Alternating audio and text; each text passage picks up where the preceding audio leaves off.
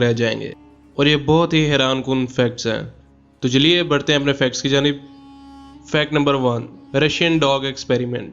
दोस्तों 1940 में कुछ रशियन साइंसदानों ने कुत्तों पर एक खौफनाक तजर्बा किया, जिसमें उन्होंने 5 कुत्ते मुंतखब किए और उनमें जान डालने की कोशिश की, जिसमें से 3 कुत्तों के दिमाग में कुछ हलचल हुई और बाकी 2 मुर्दा रहे। इस एक्सपेरिमेंट में इस कुत्ते के दिमाग को ताज़ा खून एक मशीन के ज़रिए, जिसका नाम आर्टीरियल पंप था, उसकी मदद से उसके दिमाग में सप्लाई किया गया, जिससे कुत्ते के दिमाग में मामूली सी हलचल देखी गई, जिसे रिस्पांस टू सिमुलेशन भी कहते हैं। बाद इस तजर्बे पर हुकूमत की तरफ से पाबंदी लगा दी गई, मगर इस तजर्बे की वीडियो आपको अभी भी यूट्यूब पर देखने को मिल जाएगी। Fact number 2, living dinosaur. दोस्तों क्या आपने भी कभी मुकेले मेम्बे का नाम सुना है? इसका मतलब दरिया का बहाव रोकने वाला। ये लफ्ज़ मशहूर हुआ जब कोंगो में कुछ लोगों ने दावा किया कि उन्होंने एक जीते जागते डायनासोर को देखा है, मगर कुछ लोगों का मानना ये भी है कि वहाँ पर एक नहीं एक से ज़्यादा डायनासोर्स हैं जो कि नदी किनारे पाए जाते हैं, मगर जैसे किसी इंसान की उन पर नज़र पड़ती है वो गायब हो जाते हैं। तो दोस्तों कोंगो का जंगल दुनिया का दूसरा सबसे बड़ा जंगल है और वहाँ पर 6 ऐसी नई स्पीशीज़ भी फाउंड की गई हैं जिनका वजूद नामुमकिन सा था, और डायनासोर्स के बारे में भी वाक़यात वहीं से सुनने को मिलते हैं। कोंगो के रिहायशी लोगों ने यह दावा किया है कि उन्होंने उड़ने वाले डायनासोर्स को भी देखा है।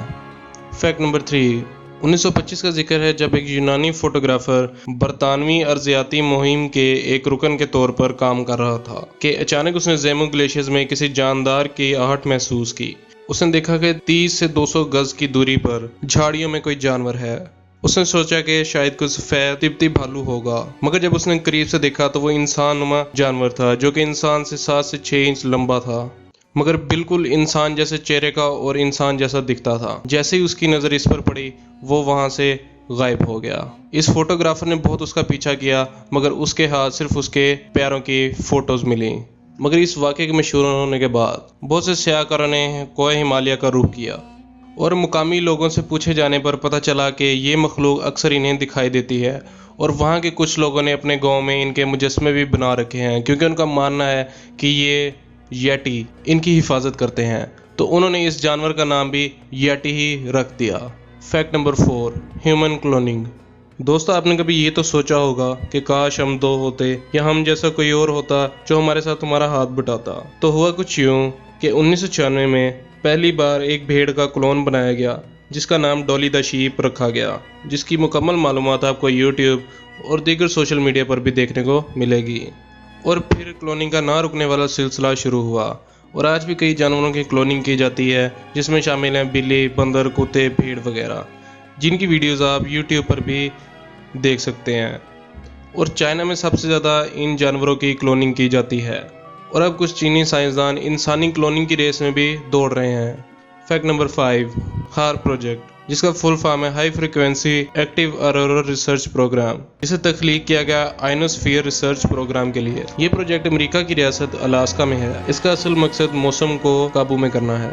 इस प्रोजेक्ट का आइडिया सबसे पहले निकोला टेस्ला के दिमाग में आया। फिजाओं की मुख्तलिफ तहों में एक तह का नाम आयनोस्फीयर है। इस तह की मोटाई ज़मीन से 70 से 300 किलोमीटर दूर तक है। इस प्रोजेक्ट की मदद से बड़े एंटीने के जरिए इलेक्ट्रोमैग्नेटिक वेव्स को आयनोस्फीयर में भेजा जाता है, जिससे वहाँ बहुत ज़्यादा मसनूई हरकत पैदा की जाती है और मौसम में मामूली तब्दीली पैदा की जा सकती है। और इसी मामूली तब्दीली के तहत ज़मीन के एक हिस्से पर जहाँ बहुत ज़्यादा बारिश पड़ रही है वहाँ पर बारिश रोकी जा सकती है, और जहाँ बारिश ना हो रही है वहाँ पर बारिश बरसाई भी जा सकती है। तो जापान में आने वाली सुनामियाँ और कई सैलाब इस तरफ भी रुख करते हैं कि ये हार प्रोजेक्ट की ही कोई साजिश थी।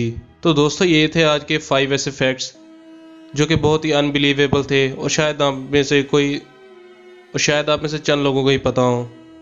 मज़ीद ऐसे अनबिलीवेबल फैक्ट्स देखने के लिए मेरे चैनल को कर दें सब्सक्राइब और इस वीडियो का दें लाइक।